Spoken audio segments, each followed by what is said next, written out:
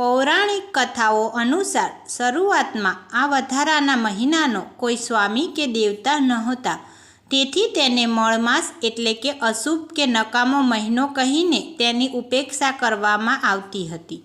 આ મહિનામાં કોઈ તહેવાર ન આવતા હોવાથી તે ખૂબ ઉદાસ અને દુઃખી રહેતો હતો. પોતાની આ દયનીય સ્થિતિથી મુક્તિ મેળવવા માટે આ મહિનો ભગવાન વિષ્ણુના શરણમાં પહોંચ્યો.